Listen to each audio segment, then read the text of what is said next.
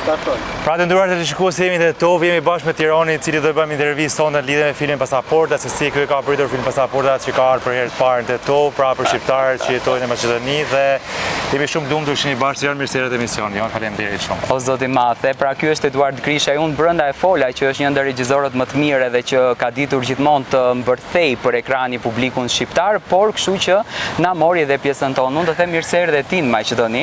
Edhe është për herë të parë që vjen te Tov, a? Seriozisht? Po për herë të parë dhe çfarë ndjeve kur erdhe këtu? Fantastik, jam kënaqur shumë të ardhur këtu nga Dibra e Madhe, nga vendi jot, vend fantastik, sepse unë Dibra e Madhe s'kam qenë asnjëherë, por kam qenë në Amerikë kur kam dhënë filmin Staten Island. Dhe unë nuk e di pse kishte Staten Island sepse aty ishte Dibra e Madhe. Aty kam takuar vetëm nga Dibra.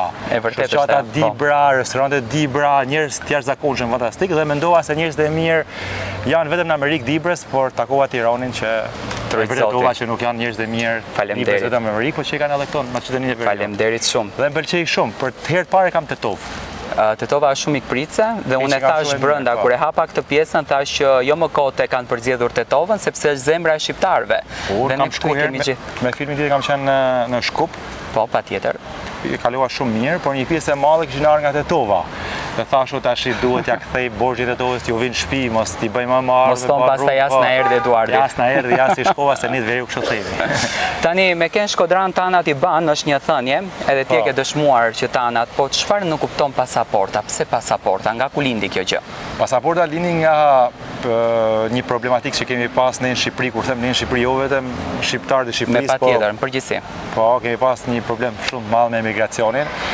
Unë kur shkoj atje ku kam lindur ka shtëpia shumë të mëdha, 3 kaçe, por po të hysh mrena ka vetëm 2 veta, 2 prind ose 2 të moshuar që rrinë dhe të gjithë fëmijët kanë ikë emigracion. Kjo është një plagë e madhe e gjithë e jona dhe gjithmonë kam menduar që të bëj diçka për emigracionin, edhe unë vi nga një familje që kanë ikur emigracion, i vetmi që si ka isha unë. Dhe kjo është një histori e emigracionit, kjo është një histori e vërtetë që besoj që gjithkush e sheh filmin dhe kush e ka parë ka gjend veten, ka gjend familjen, ka gjend vllajin. Pra është një histori që na përfaqëson ne shqiptarëve. Kur them ne shqiptarëve, në bazë nuk është vetëm historia jonë, por është universale se emigruar kanë nga gjithë bota. Dhe kjo është një histori mrena oborrit shtëpisë time, si më thënë, një djalë i fisit tim më merr një ditë në telefon që nuk ka shumë kohë para ca viteve, që më thotë mu jam Meksik.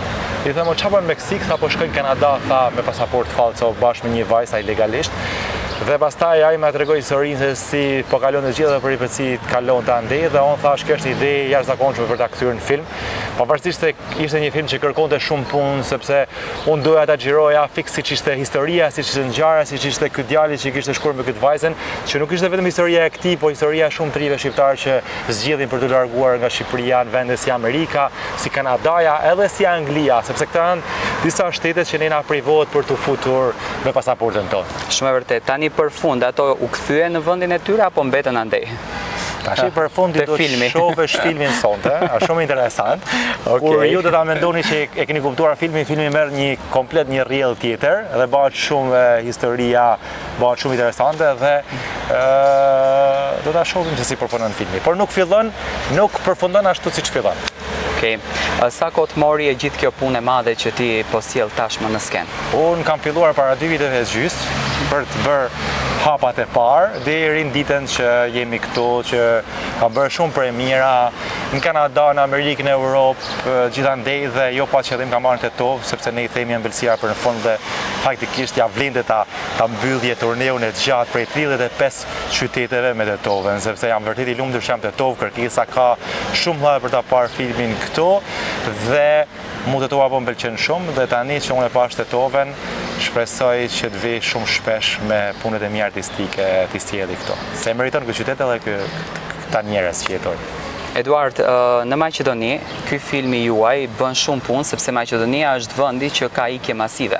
Domethënë këtu është e frikshme ikja.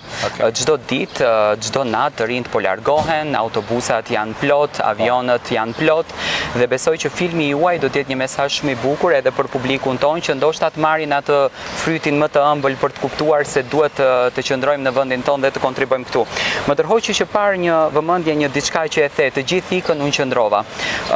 çfarë të bëri ty personalisht, më fal që po të drejtoja me ty. Po, Çfarë të bëri ty që të besosh në Shqipëri, kur ne po shohim një Shqipëri jo edhe aq të suksesshme, të paktën tek pjesa e rinisë? Dëgjoj, ka histori të jashtëzakonshme suksesit të rive në Shqipëri, kur them Shqipëri po i përfshi të gjithë, që kanë ecë shumë përpara dhe jetojnë shumë të lumtur dhe bëjnë punë shumë të mira. Unë, kur kam qenë i vogël, e mbaj mend që vllai im niset me gomone për tik në Itali. Po për të nisë me gomone në atë kohë për shkuar në Itali është që ti të rrezikosh jetën, ti mund ngelesh në fundetit si me qindra shqiptarë që kanë mbetur dhe sot akoma nuk dihet se ku janë. Dhe unë mendoja se fakti që ti ishte perceptimi im kur isha shumë i vogël, që fakti që ti do të vesh jetën tënde në rrezik për të ikën në Itali, kush di se çfarë do të jetë atje, do të jetë parajsa, ke parasysh. Dhe mua la mundësia që ti ikën në Itali jo me gomone, por të marr një vizë në ato kohë kur ne nuk kishim nuk ishte si sot që me pasaport më shkoj, duhej një vizë, dhe unë marr një vizë në atë kohë, se kam filluar të punoj në media që në moshën 15 vjeç, edhe i krijova mundësitë për të bërë një vizë dhe shkova me traget për herë të parë në Bari, të Italisë, dhe gjatë gjithë rrugës mendoja se imagjino se ç'a do bëhet kështu, sepse shokët e mi ishin nisur ca me gomone, ca nga Kroacia, nga Mali duke rrezikuar jetën, dhe thashu, normalisht që ti po të vish këtu do të jetë parajsa, dhe kur shkova atje që hypa në Bari, ula nga trageti, s'pash as i gjatë veçantë dhe as një mrekulli nga ato që unë isha arritur dhe as perceptimi im që kisha nga njerëzit që kishin bërë duke rrezikuar jetën. Dhe thash, me rreziku jetën marr deri këtu, A ja vlen? s'ja vlen fare. Kështu që kam qëndruar atje disa ditë dhe jam kthyer dhe kur kam ardhur në dogan për të kthyer prapë më pa i polici italiane me shumë çuditë që si ka mundësi ky me vizë, po kthehet në Shqipëri, ndërkohë në ato ditë ishin njerëzit që luftonin me jetën për të ikur në Itali. Ke parasysh dhe unë kam marrë në atë kohë dhe s'kam menduar kur më të emigroj një herë jashtë. Ke parasysh dhe kam menduar me gjëra që kam pas mundësi për ta rregulluar jetën këtu dhe për të nejtë të vendi ku kam lindur, si me thënë. Asnjë gjë nuk kam ata që kanë ikur, por kjo është zgjidhja ime dhe kjo është zgjidhja personale.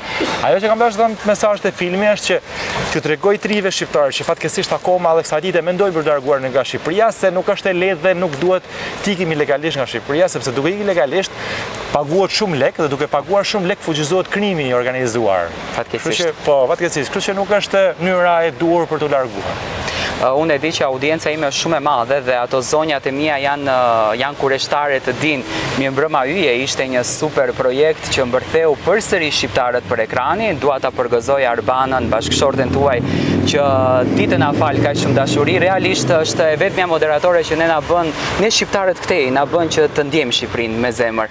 Si është marrëdhënia juaj? Si është Arbana? Çfarë po ndodh? Ja tregoj Arbanës këtë që thënë se. Vërtet? Po, vërtet. Arbana është ju fare. Faleminderit. Dhe cila ishte pyetja? Si është Arbana, si po shkon me projekti, Mirëmbrëma yje na ka pushtuar. Do ta rifilloj projektin Mirëmbrëma yje. Thash Arbana s'do ishte atje hap. Dhe do ta fillojmë përsëri projektin. Ishte një projekt, domethënë ishte një gjë e thjeshtë që ne kishim dëshirë ta bënim në shtëpinë tonë për të ftuar miqët dhe për të bërë biseda spontane për shefin tonë, dhe ishte një projekt që e bëm, si me thënë, që na pëlqej dhe do ta rifillojmë edhe një herë. Do të thënë nuk lidhej me yjet e Big Brotherit as pak.